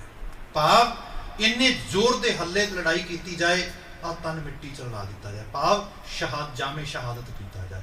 ਆ ਚਾਹਤ ਸੀ ਗੁਰੂ ਸਾਹਿਬ ਦੀ। ਥੇ ਚਾਹਤੇ ਪੈਵੰਦ ਕਰੇ ਖਾਕ ਕਾ ਸਭ ਕੋ, ਕਹਿੰਦਾ ਹਾਥਿਫ ਨੇ ਕਹਾ ਕਾਮ ਮੇ ਲਾਨਾ ਨ ਗਜਬ ਕੋ। ਹਾਥਿਫ ਕਿਉਂਕਿ ਉਹ ਇਸਲਾਮਿਕ ਸਕੂਲ ਆਫ ਥਾਟ ਵਿੱਚ ਆਉਂਦਾ ਹੈ, ਉਹਨਾਂ 'ਚ ਅਸਮਾਨੀ ਜਿਹੜੀ ਗੈਬੀ ਆਵਾਜ਼ ਹੈ ਉਹਦੀ ਬੜੀ ਬਾਤ ਕੀਤੀ ਜਾਂਦੀ ਹੈ। ਸਾਡੇ ਵਾਸਤੇ ਉਹ ਗੈਬੀ ਆਵਾਜ਼ ਕਿਤੋਂ ਹੋਰੋਂ ਨਹੀਂ, ਉਹ ਪੰਜਾਂ ਸਿੰਘਾਂ ਦੇ ਜ਼ਹਿਨ ਵਿੱਚੋਂ ਆ ਰਹੀ ਹੈ। ਉਹ ਵਿਵੇਕੀ ਸਿੰਘ ਜਿਹੜੇ ਨੇ ਉਹ ਇਹ ਆਵਾਜ਼ ਲੈ ਕੇ ਆ ਰਹੇ ਨੇ। ਉਹ ਕਹਿੰਦਾ ਇੰਨੇ ਨੂੰ ਹੁਕਮ ਲੱਗ ਗਿਆ, ਉਹ ਆਵਾਜ਼ ਆਈ ਵੀ ਨਾ ਬਿਲਕੁਲ ਨਹੀਂ, ਹੁਣ ਇੱਥੇ ਅਸੀਂ ਹੁਕਮ ਦੇ ਰਹੇ ਹਾਂ ਵੀ ਨਿਕਲੋ, ਇਹ ਜਿਹੜਾ ਜੋ ਹੋ ਗਿਆ ਅਸੀਂ ਸੰਭਾਲਾਂਗੇ, ਹੁਣ ਤੁਹਾਨੂੰ ਜਾਣਾ ਪਏਗਾ। ਕਹਿੰਦੇ थे चाहते पैबंद करें खाक का सबको, हाथिफ ने कहा काम में लाना न गजब को, लड़ना नहीं मंजूर है अज आपका रब को। रब नहीं चाहता ਹੁਣ ਤੁਸੀਂ ਲੜੋ, ਇੱਥੇ ਰੱਬ ਦੀ ਰਜ਼ਾ ਕੁਝ ਹੋਰ ਹੈ। ਕਹਿਣ ਲੱਗੇ ਉਹਨਾਂ ਦੀ ਜਦੋਂ ਇਹ ਆਵਾਜ਼ ਆਈ ਨਾ ਵੀ ਲੜਨਾ नहीं मंजूर है अज आपका रब को, ये सुन के गुरु भूल गए रंजो त्वब को। कैसा पेशवा है। ਇਹ ਸਾਰਾ ਜਦੋਂ ਹੁਕਮ ਸੁਣਾਇਆ ਨਾ, ਕਹਿੰਦੇ ਚੜੇ ਹੋਏ ਸਰੂਰ ਦੇ ਵਿੱਚ ਹੀ ਕਿਹਾ ਕੋਈ ਗੱਲ ਨਹੀਂ, ਤੁਹਾਡੇ ਹੁਕਮ ਨੂੰ ਵਜਾਉਣਾ, ਸਾਰੇ ਜਜ਼ਬਾਤ ਆਪਣੇ ਸਮੇਟ ਲਏ। ਇਹ ਗੁਰੂ ਹੈ ਅਸਲ ਦੇ ਵਿੱਚ। ਆਮ ਜ਼ਹਿਨੀ ਤੌਰ ਤੇ ਤੁਸੀਂ ਦੇਖੋ ਇਨਸਾਨ ਨਹੀਂ ਐਵੇਂ ਕਰ ਸਕਦਾ। ਉਹ ਕਹੇਗਾ ਤੁਸੀਂ ਹਟੋ ਪਿੱਛੇ, ਮੇਰੇ ਪੁੱਤਰਾਂ ਦੇ ਤਨ ਲੱਗੇ, ਮੇਰਾ ਰਿਹਾ ਕੁਝ ਨਹੀਂ, ਮੈਂ ਇੱਥੇ ਹੀ ਜੰਮ ਜਿਹੜਾ ਹੈ ਹੁਣ ਆਪਣਾ ਤਨ ਵੀ ਲਾ ਦਿਆਂਗਾ ਨਾ। ਇਹਨੂੰ ਭਾਈ ਵੀਰ ਸਿੰਘ ਆਪਣੀਆਂ ਨਜ਼ਮਾਂ 'ਚ ਬਿਆਨ ਕਰਦੇ ਨੇ, ਜਦੋਂ ਕਹਿੰਦੇ ਨੇ ਸੀਨੇ ਖਿੱਚ ਜਿਨ੍ਹਾਂ ਨੇ ਖਾਧੀ ਉਹ ਕਰ ਆਰਾਮ ਨਹੀਂ ਪੈਂਦੀ। ਉਹਨਾਂ ਦਾ ਕੁਝ ਹੋਰ ਹੁੰਦਾ ਹੈ। ਨਿਹੋਂ ਵਾਲੇ ਨੈਣਾ ਦੀ ਨੀਂਦਰ ਦਿਨੇ ਰਾਤ ਤੇ ਉਹਨਾਂ ਨੂੰ ਪਤਾ ਹੈ ਵਸਲ ਇੱਥੇ ਨਹੀਂ, ਵਸਾਲ ਕਿਤੇ ਹੋਰ ਹੈ, ਮੁਕਾਮ ਕਿਤੇ ਹੋਰ ਹੈ। ਉਸ ਰੂਪ ਵਿੱਚ ਬਾਤ ਖਿੱਚਦੇ ਨੇ। ਮਹਾਰਾਜ ਇਹ ਬਾਤ ਸੋਚ ਕੇ ਫਿਰ ਉੱਥੋਂ ਜਿਹੜਾ ਹੈ ਨਿਕਲਦੇ। ਜਦੋਂ ਬਾਹਰ ਨਿਕਲ ਕੇ ਕਿਹਾ ਵੀ ਪੀਰੇ ਹਿੰਦ ਮੇਰਵੰਦ, ਆਪ ਆਵਾਜ਼ ਦਿੱਤੀ ਕਿ ਦਿਨੇ ਕੋਈ ਇਹ ਨਾ ਕਿਹਾ ਜੇ ਵੀ ਹਿੰਦ ਦਾ ਪੀਰ ਜਾ ਰਿਹਾ। ਉਹ ਕਹਿੰਦੇ ਵੀ ਹਿੰਦ ਦਾ ਪੀਰ ਹੈ। ਮਹਾਰਾਜ ਕਹਿੰਦੇ ਪਿਆ ਹੈ ਹਿੰਦ ਦਾ ਪੀਰ। ਪੂਰੀ ਆਵਾਜ਼ ਦਿੱਤੀ ਠੋਕ ਕੇ, ਤੇ ਇੱਕ ਵਾਰ ਨਹੀਂ 3 ਵਾਰੀ ਜਾ ਕੇ ਉੱਚੀ ਤਾੜੀ ਮਾਰ ਕੇ ਕਿਹਾ ਕਿ ਭਾਈ ਕੋਈ ਐਸਾ ਨਾ ਕਹੇ। ਤੇ ਜਦੋਂ ਦਿਨ ਚੜਿਆ, ਜਦੋਂ ਸਾਰੀ ਬਾਤ ਹੋਈ, ਤੇ ਵਜ਼ੀਰ ਖਾਨ ਬਾਅਦ ਜਰਨੈਲਾਂ ਜਦੋਂ ਪੇਸ਼ ਪਿਆ ਨਾ, ਉਹਦੇ ਚ ਰੋਜ਼ਨਾਮਚੇ 'ਚ ਜ਼ਿਕਰ ਵੀ ਮਿਲਦਾ ਹੈ। ਤੇ ਉਹ ਵਜ਼ੀਰ ਖਾਨ ਦੇ ਜਰਨੈਲ ਫਿਰ ਕਹਿੰਦੇ ਨੇ ਕਿ ਉਹ ਰਾਤੀ ਕਹਿ ਕੇ ਗਿਆ ਸੀਗਾ, ਤੂੰ ਸੁਣਿਆ ਨਹੀਂ, ਸਾਨੂੰ ਆਵਾਜ਼ਾਂ ਆਈਆਂ ਉਹਦੀਆਂ, ਉਹਨੇ ਸੱਚ ਕਿਹਾ। ਉਹ ਕਹਿੰਦਾ ਹਿੰਦ ਦਾ ਪੀਰ ਆ ਦੇਖੋ ਜਾ ਰਿਹਾ, ਜੇ ਕਿਸੇ ਹਿੰਮਤ ਹੈ ਤਾਂ ਰੋਕੇ। ਇਹ ਆਵਾਜ਼ ਉਹਨੇ ਦਿੱਤੀ ਸੀਗੀ। ਖੈਰ ਜਿਹੜੀ ਮੈਂ ਬੇਨਤੀ ਕਰਨ ਲੱਗਾ ਸੀਗਾ, ਧੰਨ ਗੁਰੂ ਗੋਬਿੰਦ ਸਿੰਘ ਮਹਾਰਾਜ ਜਦੋਂ ਜਾਣ ਲੱਗੇ, ਸਿੱਖਾਂ ਨੂੰ ਕੁਝ ਹਿਦਾਇਤਾਂ ਦਿੱਤੀਆਂ ਗਈਆਂ। ਹਿਦਾਇਤਾਂ ਦੇ ਵਿੱਚ ਸਾਹਿਬ ਨੇ ਇੱਕ ਹਿਦਾਇਤ ਇਹ ਵੀ ਦਿੱਤੀ ਕਿ ਸਿੱਖੋ ਸਵੇਰੇ ਮੈਦਾਨ ਭਖਣਾ। ਬੜੀ ਵੱਡੀ ਨਫਰੀ ਚਾਰਜ ਫਿਰ ਇਕੱਠੀ ਹੋਈ ਹੈ, ਤੇ ਡੈਫੀਨੇਟਲੀ ਇਹਦੇ 'ਚ ਸਿੱਧੇ ਤੌਰ ਤੇ ਤੁਹਾਨੂੰ ਸ਼ਹਾਦਤ ਪੀਣੀ ਪੈਣੀ। ਇੱਕ ਵੀ ਸਿੱਖ ਨੇ ਸਰੈਂਡਰ ਨਹੀਂ ਕੀਤਾ, ਇਹ ਵੀ ਸੱਚਾਈ ਹੈ। ਵਰਲਡ ਦੀਆਂ ਕੁਝ ਖਾਸ ਜਿਹੜੀਆਂ ਲੜਾਈਆਂ ਦੇ ਵਿੱਚ ਤੁਸੀਂ ਜ਼ਿਕਰ ਪੜ੍ਹਦੇ ਹੋ, ਸਾਰਾਗਰੀ ਲੈ ਲਓ, ਇਸ ਜਗ੍ਹਾ ਤੇ ਲੈ ਲਓ, पता लगता है भी किस किस्म की जिहड़ी है सिख सुरत घड़ी गई है। खैर जदों बात हुई कि महाराज ने हुक्म दिता भी सवेरे सारा मैदान भखना है, एक काम करना है, तुहाडी सारी लड़ाई गढ़ी तो बाहर होनी चाहिए, गढ़ी के अंदर नहीं कोई शहीद होना चाहिए। ऐसा ना हो दुश्मन कहे कि असीं गढ़ी दे विच जाके इन्हां नूं मारिया ना, तुसीं गढ़ी तो बाहर जाके, सच ये है जिन्ने 11 बचे गढ़ी तो बाहर जाके जामे शहादत पिता एक भी अंदर नहीं। ये कोई फिलासफिकल अर्थ नहीं है। फिलासफिकल अर्थ ये ने कि जे लड़ना है ना, जे किसी को ललकारना है तो गढ़ी तो बाहर जाके ललकारो, गढ़ी च ना चलती। साड़ी अज सारी लड़ाई गढ़ी के अंदर ही चली जाती है। ये हालत बनी पई है। माफ़ी मंगते मैं लफज कह रहा हाँ। देखो किन्ने क चैलेंजेस ने पंजाब दे विच। एक मूवमेंट हालांकि चंगी सी मूवमेंट तर्कशील, उल्टा साडी गल पई जांदा। हालांकि जिहड़ा बाबा नानक तर्क की कसवटी से हर चीज़ परख के लिया, जिथे अडंबर पखंड, नो डाउट अडंबर पखंड होएगा, साडे घर च कर्मकांड है, पर उहदे रीजन कुछ होर ने। उहदे रीजन फिलासफिकली नहीं हैगे, उहदे रीजन साडी बाणी चों निकल के नहीं आउंदे, लोकां दे अमूढ़ता विचों निकल के आउंदे। उहनूं तुसीं टारगेट करो, तुसीं बाणी दे नाल शरीकेबाजी या उस किस्म की बात क्यों करदे हो।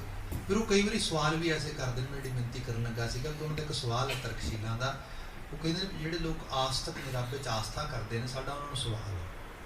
सवाल ये है कि की तुहाडा रब इन्ना वड्डा, तुसीं कहते हो क्रिएटर है, बनाया उन्हें, कि वो इतना वड्डा सिरजनहार है, एडा वड्डा क्रिएटर है, वो इन्ना वड्डा पत्थर बनाए, इन्ना वड्डा पत्थर बनाए कि उहदे कोलों आप ही ना चुकिया जाए।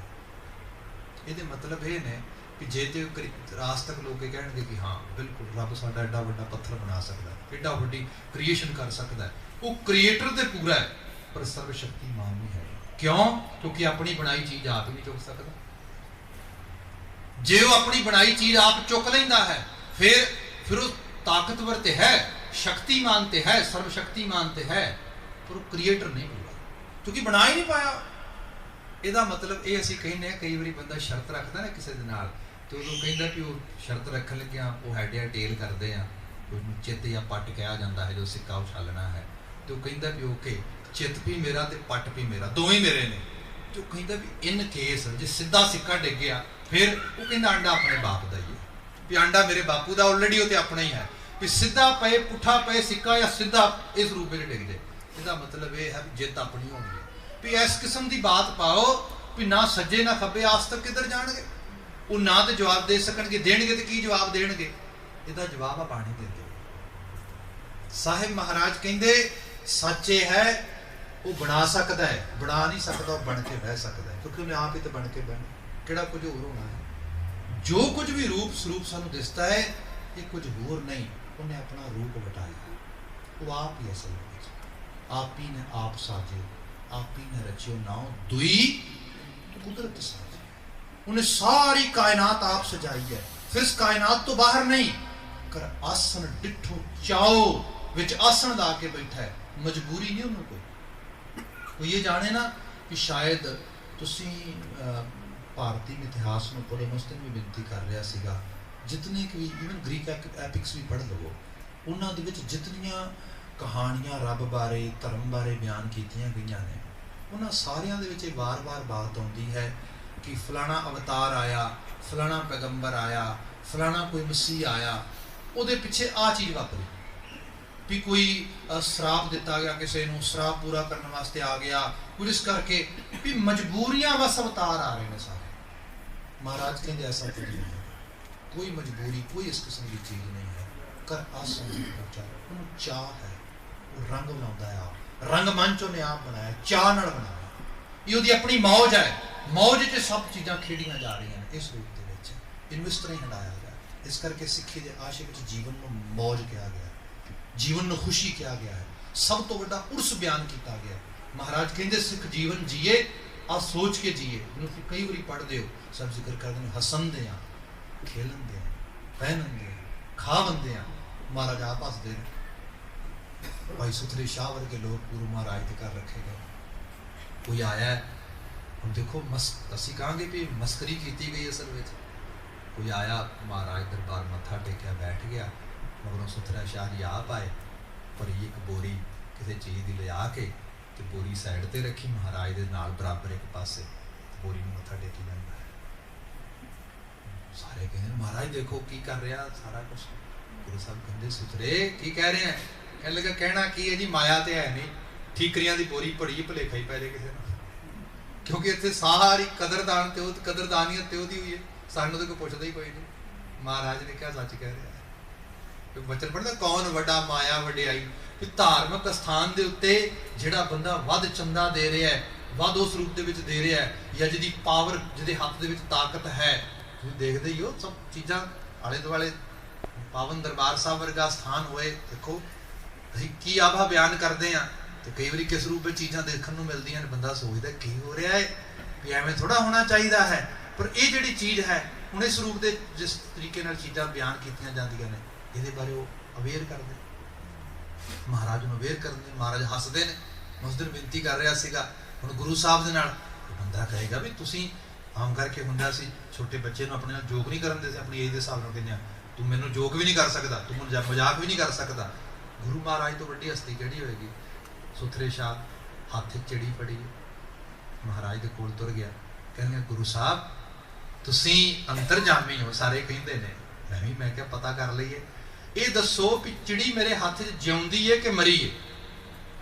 गुरु साहब हस पे कहने लगे सुथरे जो तू कहना मैनूं पता लग गया। कहने लगे की? साहब कहते भी जे मैं क्या भी जिउंदी है तू नाल ही हथ घुट देना, नाल ही मर जाना, चिड़ी दा की है? जे मैं क्या नहीं मरी है तू नाल ही छड़ देनी भी जिउंदी है। इस करके सुथरे ये चिड़ी तेरे हाथ च तेरे ते डिपेंड करदी जंतर जांदी। मेरी सलाह यही सीगी, मैं क्या तुसीं दोवें च इक ते चॉइस दिओगे भी जे कहोगे भी जिउंदी है तो नाल ही घुट देंगा, मर जाना, चिड़ी ने किहड़ा एक पल आउणा मरन लग्या। जे क्या मरी है नाल ही छड़ देंगा, सारिਆਂ ਨੂੰ पता लग जाएगा। साहब कहते कोई गल नहीं, सानूं इहदा भी चाह है, असल विच ये है भी जीवन नूं चाह नाल उस नाल मेले दी तरह जियो। आ महाराज ने क्या इत्थे भी साहब दा वाक पढ़ो। साहब कहंदे आपे ही करना कियो कल आपे ही तय धारिए, उन्हें आप ही सब बनाया, सब रचना उन्हें कीती है, इहदे च आप ही उन्हें कल आपे ही तय धारी है। रब जी तू आप ही अपनी जीवन कला, कल कला नूं भी कहा जाता, कल ताकत नूं भी कहा जाता है, तू आप ही सारे च कला पाईए। आ सारा जिया जंत तेरे तो असल प्रवृत्त होके आ रहा है, तेरी ही लो सारे च जीवन के रूप से रिफ्लैक्ट हो रही है। आ बात कही अगे वाक लिखिया, देखें कीता अपना धर कच्ची पक्की सारी है, धर कच्ची पक्की सारी है। तुसीं देखो शतरंज की गेम देखी होनी, तुसीं विचकार गुटियां पईयां होंदियां ने सारियां, फिर सारा फिर के उन्होंने वापस उत्थे आना हुंदा, जिहड़ी सारा फिर के आ जाती, जदों खाली पई उदों कच्ची है, जदों सारा फिर के उत्थे आ जाती पक जाती है, भी वो सारा फिर जित गई उस रूप दे विच। एग्जैक्टली जीवन दे विच है, असी सारे जीवन जी रहे हैं तो असी सारिਆਂ ने उस सारी जीवन की जिहड़ी खेड खेडदियां होइयां हर तरह के अलामतां माड़ियां तो बच के फिर दोबारा उत्ते जाके आउणा, ये खेड आ उहदे विच। ਜਿਹੜੀਆਂ राज मर जांदियां ने हर जांदियां ने दोबारा फिर आउंदी, यही है ये शतरंज की बाजी चल रही है। सब जिक्र करते देखा कीता अपना धर कच्ची पक्की सारी है, वो ਜਿਹੜੀਆਂ खास करके नरदा की गेम है वो चल रही है, वो नरदा सारे दी सारियां घूम रही ने इस रूप दे विच। फिर क्या जो आया सो चली सी, कोई सलीब कर ली नहीं रहा। जदों असीं इहो जिहियां चीज़ां देखते हैं ना, जो मैं पहला विनती करन लगा सीगा, खास करके प्रसंग पूरा फिर किसी दिन विचारांगे, संसार सच्चा कि झूठा, जे सच्चा है तो मरदा क्यों है, जे झूठा है तो सच भासदा क्यों है। जो इस रूप में संसार में देखते हैं तो वगदी वाही सब चीज़ां ठीक चली जांदियां हैं, जो कोई साडे कोल कोई परमानेंटली सैपरेट हुंदा है, सैपरेशन हुंदी है, तो असीं कहने फलां आदमी जिहड़ा है बड़ा लिटरली इस रूप में जी, असीं बड़े पोलाइटली कहने की ट्राई करते हैं जी वो फौत हो गया है जी, पास्ट वे हो गया है, एक्सपायर हो गया है, मतलब तेरी मौत हो गई है, गुजर गया बंदा साढ़े को चला गया है। जो चीज़ वापरती है बंदे में बड़ा गम लगता है। मैं तो कई बार बेनती कर बाणी में पढ़ के देखो, गुरु तेग बहादुर साहब का वाक है, सैकंद ने पह मरबे को बिसरत नाहन तेह चिंता तन जा रहा, ਇਹਦੀ ਵਿਆਖਿਆ ਜਿਸ ਤਰ੍ਹਾਂ ਲੈ ਲਈ ਜਾਏ ਨਾ, ਬੰਦਾ ਸਵੇਰੇ ਉੱਠਿਆ, ਉੱਠ ਕੇ ਆ ਕੇ ਟੇਬਲ ਤੇ ਬੈਠਾ, ਕਿਸੇ ਨੇ ਚਾਹ ਬਣਾ ਕੇ ਚਾਹ ਪਰੋਸੀ, ਚਾਹ ਨਹੀਂ ਪੀ ਰਿਹਾ, ਆਲੇ ਦੁਆਲੇ ਦੇਖ ਰਿਹਾ, ਕਹਿੰਦੇ ਕੀ ਹੋਇਆ? ਕਹਿੰਦਾ ਲੱਗਾ ਬਸ ਮੂਡ ਨਹੀਂ ਠੀਕ। ਹੋਇਆ ਕੀ? ਕਹਿੰਦਾ ਬਸ ਸੁਪਨਾ ਬੜਾ ਮਾੜਾ ਵੇਖ ਲਿਆ। ਕੀ ਸੁਪਨੇ 'ਚ ਵੇਖਿਆ? ਵੱਧ ਤੋਂ ਵੱਧ ਇਹ ਵੇਖ ਲਿਆ ਕਿਸੇ ਦਾ ਨੜੋਵਾ, ਆਪਣਾ ਆਪਣੇ ਕਿਸੇ ਪਿਆਰੇ ਦਾ ਸੱਜਣ ਦਾ ਕੋਈ ਗੁਜ਼ਰ ਗਿਆ, ਉਹਦਾ ਖਾਬ ਵੀ ਡਰਾ ਦਿੰਦਾ, ਸੁਪਨਾ ਵੀ ਡਰਾ ਦਿੰਦਾ। ਫਿਰ ਕਈ ਵਾਰੀ ਕਹਿੰਦਾ ਪਤਾ ਨਹੀਂ ਕਿਉਂ ਰਾਤੀ ਸੁਪਨਾ ਬੜਾ ਮਾੜਾ ਆਇਆ, ਕੀ ਹੋਇਆ? ਬਸ ਨਾ ਹੀ ਪੁੱਛੋ, ਮੈਂ ਨਾ ਹੀ ਦੱਸਾਂ। ਜ਼ਬਾਨ ਤੋਂ ਬਿਆਨ ਕਰਦਿਆਂ ਵਿਅਰਕਦਾ ਕਿ ਸੁਪਨੇ 'ਚ ਇਹ ਫਲਾਣਾ ਮਰ ਗਿਆ, ਮੈਂ ਮਰ ਗਿਆ। ਉਹ ਸੱਜਣ ਕੋ ਮਿੱਤਰ ਭੈ ਮਰਬੇ ਕੋ, ਇਹਦਾ ਇਤਨਾ ਡਰ ਹੈ ਭੈ ਮੌਤ ਦਾ, ਵੀ ਮਰ ਜਾਣਾ, ਕਿਸੇ ਨੇ ਗੁਜ਼ਰ ਜਾਣਾ ਹੈ। ਬਿਸਰਤ ਨਾ ਹਨ ਤੇ ਚਿੰਤਾ ਤਨ ਜਾਰਾ, ਇਸ ਚਿੰਤਾ 'ਚ ਤਨ ਸੜਦਾ, ਇਹ ਹਾਲਤ ਹੈ। ਮਗਰ ਗੁਰੂ ਮਹਾਰਾਜ ਦੀ ਬਾਣੀ ਕਹਿੰਦੀ ਹੈ ਅਟਲ ਸਚਾਈ ਹੈ ਭਾਈ, ਇੱਥੇ ਜੋ ਉਪਜੋ ਵਾਕ ਇੱਥੇ ਲਿਖਿਆ ਗਿਆ। ਸਭ ਕਹਿੰਦੇ ਜੋ ਆਇਆ ਸੋ ਚੱਲ ਸੀ, ਖੇਡ ਹੈ ਨਾ ਵੀ ਲਗਾਤਾਰ, ਜਿਵੇਂ ਨਰਦਾਂ ਦੀ ਖੇਡ ਹੈ ਵੀ ਚੱਲ ਰਹੀ ਹੈ। ਕੁਝ ਪਿੱਟ ਜਾਂਦੀਆਂ ਨੇ ਰਾਹ ਦੇ ਵਿੱਚ, ਕੁਝ ਮੁਕਾਮ ਲੈ ਜਾਂਦੀਆਂ, ਕੁਝ ਰਸਤੇ 'ਚ ਰਹਿ ਗਏ, ਕੁਝ ਉਹਨਾਂ ਨੂੰ ਦੁਬਾਰਾ ਫਿਰ ਜਿਹੜੀ ਆ ਉਹ ਸਾਰੀ ਚਾਲ ਦੁਬਾਰਾ ਚੱਲਣੀ ਪਏਗੀ, ਨਹੀਂ ਤੇ ਕਈ ਆਪਣੇ ਮੁਕਾਮ ਤੇ ਪਹੁੰਚ ਗਈਆਂ। ਇਸ ਕਰਕੇ ਜੋ ਆਇਆ ਸੋ ਚੱਲ ਸੀ, ਸਭ ਕੋਈ ਆਈ ਵਾਰੀ ਹੈ। ਤੇ ਭਾਈ ਸਭ ਦੀ ਵਾਰੀ ਆ ਜਾਣੀ ਇੱਕ ਦਿਨ, ਸਭ ਨੂੰ ਇੱਕ ਦਿਨ ਆਖਰਕਾਰ ਜੋ ਆਇਆ ਉਹਨੂੰ ਚਲਾਇਮਾਨ ਹੋਣਾ ਪਏਗਾ। ਕਿੱਡਾ ਵੱਡਾ ਸੱਚ ਹੈ। ਬੰਦਾ ਆਪਣੀ ਛੋਟੀ ਛੋਟੀ ਦੁਨੀਆ ਨੂੰ ਵੇਖ ਕੇ ਰੋਂਦਾ ਹੁੰਦਾ, ਤੇ ਮਹਾਰਾਜ ਦੇ ਗੁਰੂ ਤੇਗ ਬਹਾਦਰ ਸਾਹਿਬ ਦੀ ਫਿਰ ਵਾਕ ਅਸੀਂ ਪੜ੍ਹ ਲੈਂਦੇ ਹਾਂ। ਸਾਹਿਬ ਮਹਾਰਾਜ ਕਹਿੰਦੇ ਰਾਮ ਗਇਓ, ਰਾਵਣ ਗਇਓ, ਤੂੰ ਤੇ ਕੁਝ ਵੀ ਨਹੀਂ। ਜਿਨ੍ਹਾਂ ਨੂੰ ਲੋਕੀ ਵੱਡੇ ਵੱਡੇ ਅਵਤਾਰ ਔਲੀਏ ਕਹਿੰਦੇ ਸੀ, ਕੀ ਦਾਨਵ ਤੇ ਕੀ ਦੈਂਤ, ਭਾਈ ਸਭ ਨੇ ਜਾਣਾ। ਇਹ ਸੰਸਾਰ ਦੀ ਇਹ ਰੀਤ ਹੈ, ਇਹ ਅਸਲੀਅਤ ਹੈ। ਇਸ ਕਰਕੇ ਸਾਹਿਬ ਨੇ ਇੱਥੇ ਕਿਹਾ ਸਭ ਕੋਈ ਆਈ ਵਾਰੀ ਹੈ, ਜਿਸਕੇ ਜੀ ਪ੍ਰਾਣ ਹੈ ਕਿਉਂ ਸਾਹਿਬ ਮਨੋ ਵਿਸਾਰੀ। ਜਿਹਦੇ ਸਦਕਾ ਸਾਰੀ ਕਲਾ ਵਾਪਰ ਰਹੀ ਹੈ, ਉਹਦੇ ਤੋਂ ਕਿਉਂ ਬਾਗੀ ਹੋਇਆ ਜੀ? ਜਿਹੜਾ ਆਪ ਵਿੱਚ ਬੋਲ ਰਿਹਾ, ਧੜਕ ਰਿਹਾ, ਹੋਂਦ ਹੈ, ਸਭ ਉਸ ਰੂਪ ਦੇ ਵਿੱਚ ਹੈ, ਉਹਦੇ ਨਾਲ ਤੇ ਆਤਮ ਸਾਥ ਹੋਏ ਬੰਦਾ, ਇੱਕ ਰੂਪਤਾ ਹੋਏ। ਹੋਰ ਰੰਗ ਦੇਖੋ ਤੁਸੀਂ, ਜਿਹਨੂੰ ਅਸੀਂ ਮੈਡੀਟੇਸ਼ਨ ਕਹਿੰਦੇ ਹਾਂ, ਜਦੋਂ ਬੰਦਾ ਆਤਮਿਕ ਤੌਰ ਤੇ ਅੰਦਰ ਚਲਾ ਜਾਂਦਾ ਹੈ, ਉਹਦੇ ਅੰਦਰ ਜਿਹਨੂੰ ਅਸੀਂ ਵਿਵੇਕ ਕਹਿੰਦੇ ਹਾਂ, ਇਨਸਟਿੰਕਟ, ਸਾਡੇ ਸਾਰਿਆਂ ਦੇ ਵਿੱਚ ਬੰਦਾ ਬਹੁਤ ਗਹਿਰੇ ਤਲ ਤੇ ਉਹਦੇ ਨਾਲ ਆਤਮ ਸਾਥ ਹੋ ਜਾਵੇ। ਜਿਹੜੀ ਆਤਮ ਆਵਾਜ਼ ਕਹਿੰਦੇ ਆ, ਉਹ ਆਵਾਜ਼ ਉਹਦੀ ਆਵਾਜ਼ ਹੈ। ਤੁਸੀਂ ਉਹਨੂੰ ਇੱਕ ਵਾਰੀ ਸੁਣ ਲੱਗ ਜਾਓ, ਹੋ ਹੀ ਨਹੀਂ ਸਕਦਾ ਤੁਸੀਂ ਕੋਈ ਗਲਤ ਡਿਸੀਜ਼ਨ ਲਓ, ਹੋ ਹੀ ਨਹੀਂ ਸਕਦਾ। ਅੱਜ ਕੀ ਹਾਲਤ ਹੈ, ਅੱਜ ਦੇ ਚੁੱਕੇ ਹੋਏ ਕਦਮਾਂ ਤੇ ਕੱਲ ਨੂੰ ਰੋਣਾ ਹੁੰਦਾ ਹੈ। ਕਿਉਂ? ਕਿਉਂਕਿ ਉਹ ਜਿਹੜੇ ਚੁੱਕੇ ਹੋਏ ਕਦਮ ਸੀਗੇ, ਕਿਸੇ ਦੇ ਪਿੱਛੇ ਲੱਗ ਕੇ ਚੁੱਕ ਲਏ, ਕਿਸੇ ਖਿਆਲਾਂ ਦੇ ਕਿਸੇ ਫਲੋ ਵਿੱਚ ਚੱਲਦਿਆਂ ਫਿਰਦਿਆਂ ਉਦੋਂ ਲੈ ਲਏ, ਜਾਂ ਕਿਸੇ ਰੂਪ ਵਿੱਚ ਲਾਲਚ ਵਸ ਲੈ ਲਏ, ਹਵਸ ਵਸ ਲੈ ਲਏ, ਕੋਈ ਹੋਇਆ ਉਹਦੇ ਵਿੱਚੋਂ ਲੈਣ ਸਦਕਾ ਪਛਤਾਉਣਾ ਪਏਗਾ। ਜਿਹੜੇ ਕਦਮ ਤੁਸੀਂ ਆਤਮ ਸਾਥ ਹੋ ਕੇ ਆਪਣੇ ਵਿਵੇਕ ਦੇ ਬਿਲਕੁਲ ਉਸ ਨਿਰਣਾਤਮਕ ਪੱਖ ਤੋਂ ਲਏ ਨੇ, ਤੁਹਾਨੂੰ ਕਦੀ ਝੋਰਾ ਨਹੀਂ ਕਰਨਾ, ਬਲਕਿ ਤੁਸੀਂ ਹਮੇਸ਼ਾ ਕਹੋਗੇ ਆ ਬਹੁਤ ਵਧੀਆ ਫੈਸਲਾ। ਕਿਉਂ? ਕਿਉਂਕਿ ਆਤਮ ਸਾਥ ਹੋ ਕੇ ਲਿਆ ਸਹੀ ਰੂਪ ਦੇ ਵਿੱਚ, ਉੱਥੋਂ ਹੀ ਨਾ ਟੁੱਟੇ ਬੰਦਾ। ਇਹਨੂੰ ਸਾਹਿਬ ਕਹਿੰਦੇ ਜਿੰਨਾ ਤੂੰ ਮੈਡੀਟੇਟ ਹੋਏਗਾ, ਜਿੰਨਾ ਆਪਣੇ ਆਪ ਨੂੰ ਉਹਦੇ ਨਾਲ ਆਤਮ ਸਾਥ ਕਰੇਗਾ, ਉਨੀ ਤੇਰੀ ਜਿਹੜੀ ਹੈ ਡਿਸੀਜ਼ਨ ਮੇਕਿੰਗ ਪਾਵਰ ਤੇਰੀ ਵਧੀਆ ਹੋ ਜਾਏਗੀ।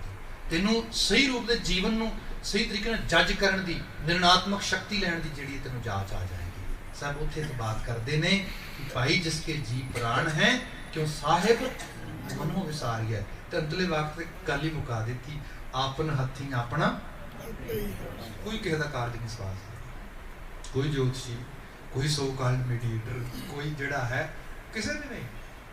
ਤੁਹਾਡਾ ਭਾਵੇਂ ਸੰਸਾਰੀ ਹੈ ਤੇ ਭਾਵੇਂ ਰੂਹਾਨੀ ਹੈ, ਤੇ ਭਾਈ ਤੁਸੀਂ ਆਪ ਹੀ ਸਵਾਲ। Be your own prophet, be your own teacher, be your own guide। ਆ ਚੀਜ਼ਾਂ ਦੇ ਵਿੱਚ ਆਪਣੇ ਹੱਥੀਂ ਆਪਣਾ ਆਪ ਕੋਈ ਖਾਸ ਬੜਾ ਸਪਸ਼ਟ, ਆਪਣੀ ਦੁਨੀਆ ਆਪ ਸਵਾਰੋ, ਆਪਣੇ ਆਪ ਨੂੰ ਆਪ ਜਿਹੜਾ ਹੈ ਚੇਤਨ ਕਰੋ, ਸੁਚੇਤ ਕਰੋ। ਕੋਈ ਕਿਸੇ ਵਾਸਤੇ ਇਸ ਰੂਪ ਵਿੱਚ ਜਿਹੜਾ ਹੈ ਮਦਦਗਾਰ ਨਹੀਂ ਹੋ ਸਕਦਾ, ਕੋਈ ਕਿਸੇ ਨੂੰ ਇਸ ਰੂਪ ਵਿੱਚ ਕੋਈ ਚੀਜ਼ ਦੇ ਨਹੀਂ ਸਕਦਾ। ਤੁਹਾਡੇ ਆਪਣੇ ਜੀਵਨ ਦੇ ਕਰਨ ਵਾਸਤੇ ਉਹ ਕਰਤਾ ਆਪ ਕ੍ਰੀਏਟਰ ਹੈ, ਤੇ ਸਾਨੂੰ ਵੀ ਉਹਨੇ ਹੰਨੇ ਹੰਨੇ ਮੇਰੀ ਇੰਡੀਵਿਜੂਅਲ ਤੌਰ ਤੇ ਆਟੋਨਮੀ ਦਿੱਤੀ ਹੈ। ਆਪਣੇ ਜੀਵਨ ਨੂੰ ਆਪ ਸਵਾਰ, ਵਿਵੇਕ ਦਿੱਤਾ, ਸੋਝੀ ਦਿੱਤੀ ਹੈ। ਇਹੀ ਹੈ, ਜੇ ਤੁਸੀਂ ਉਹਨੂੰ ਆਟੋਨਮੀ ਨੂੰ ਲੈ ਕੇ ਉਸ ਰੂਪ ਦੇ ਵਿੱਚ ਵਿਵੇਕਸ਼ੀਲਤਾ ਨਾਲ ਜੀ ਰਹੇ ਹੋ, ਆਖਰਕਾਰ ਤੁਹਾਡੀਆਂ ਨਰਦਾਂ ਜਿਹੜੀਆਂ ਨੇ ਉਹ ਪਾਸ ਪੈਣਗੀਆਂ, ਉਹ ਜਿੱਤ ਜਾਣਗੀਆਂ। ਜੇ ਉਹ ਰੂਪ ਵਿੱਚ ਨਹੀਂ ਕਰੋਗੇ, ਕੱਚੀਆਂ ਰਹਿਣਗੀਆਂ, ਰਸਤੇ 'ਚ ਫੁੱਟ ਖਾਣਗੀਆਂ। ਆਹੀ ਚੀਜ਼ ਹੈ। ਸਾਰੇ ਇਸ ਪਾਵਨ ਪਤੇ ਦਾ ਲੱਭੋ ਲਬਾਬ ਧਾਰਮਿਕ ਜੀਵਨ ਹੋਏ। ਕਿਉਂਕਿ ਬੀਤੀ ਪੌੜੀ 'ਚ ਅਸੀਂ ਇਹ ਵਿਚਾਰ ਰਹੇ ਸੀਗੇ, ਸਾਹਿਬ ਜਿਹਦੇ 'ਚ ਜ਼ਿਕਰ ਕਰ ਰਹੇ ਸੀਗੇ ਕਿ ਐਸਾ ਨਾ ਹੋਏ ਕਿ ਬੰਦਾ ਜਿਹੜਾ ਹੈ ਅੰਦਰੋਂ ਹੋਰ ਤੇ ਬਾਹਰੋਂ ਹੋਰ ਹੋ, ਧਾਰਮਿਕ ਹੋ, ਪਰ ਇਹ ਨਹੀਂ ਬੰਦਾ ਕਹਿੰਦਾ ਵੀ ਜੇ ਅੰਦਰੋਂ ਹੀ ਮਾੜਾ ਵਾ ਫਿਰ ਬਾਹਰੋਂ ਵੀ ਮਾੜਾ ਹੋ ਜਾਣਾ। ਸਾਹਿਬ ਕਹਿੰਦੇ ਇਸ ਕਰਕੇ ਨਹੀਂ ਤੈਨੂੰ ਕਹਿ ਰਿਹਾ, ਇਸ ਕਰਕੇ ਕਹਿ ਰਿਹਾ ਜੇ ਬਾਹਰੋਂ ਚੰਗਾ ਹੋ ਗਿਆ ਤੇ ਅੰਦਰੋਂ ਵੀ ਹੋ ਜਾਣਾ। ਇਹ ਅਸਲ ਵਿੱਚ ਜੀਵਨ ਹੈ ਤੇ ਇਹ ਕਿਸੇ ਹੋਰ ਨੇ ਨਹੀਂ, ਤੂੰ ਆਪਣੇ ਆਪ ਨੂੰ ਆਪ ਹੀ ਸੰਵਾਰਨਾ ਹੈ। ਸਾਹਿਬ ਮਿਹਰਾਮਤ ਕਰਨ ਦਾ ਆਲਮੀ ਵਾਕਾਂ 'ਚੋਂ ਸਾਨੂੰ ਚੰਗੇਰੀ ਪ੍ਰੇਰਣਾ ਮਿਲੇ। ਇੰਨੀਆਂ ਬੇਨਤੀਆਂ ਨਾਲ ਖਿਮਾ। ਵੈਸੇ ਅੱਜ ਇੱਕ ਕੈਲੰਡਰ ਦੀ ਤਾਰੀਖ ਮੁਤਾਬਕ 4 ਗੁਰਪੁਰਬ ਸੀ, ਜਿਹਦੇ ਬਾਰੇ ਵਿਚਾਰ ਜੇ ਵੀਕਐਂਡ ਦੇ ਟਾਈਮ ਬਣਿਆ ਜ਼ਰੂਰ ਕਰਾਂਗੇ, ਕਿਉਂਕਿ ਮੈਂ ਰੂਟੀਨ 'ਚ ਸੋਚਿਆ ਕਿ ਜਿਹੜੀ ਵਿਚਾਰ ਚੱਲ ਰਹੀ ਹੈ ਇਹਨੂੰ ਚਲੰਤ ਰੱਖੀਏ। ਇੱਥੇ ਸਮਾਪਤੀ ਆਵਾਜ਼ ਦੇ ਕੇ ਕਹਿਣਾ ਜੀ ਵਾਹਿਗੁਰੂ ਜੀ ਕਾ ਖਾਲਸਾ ਵਾਹਿਗੁਰੂ ਜੀ ਕੀ ਫਤਿਹ।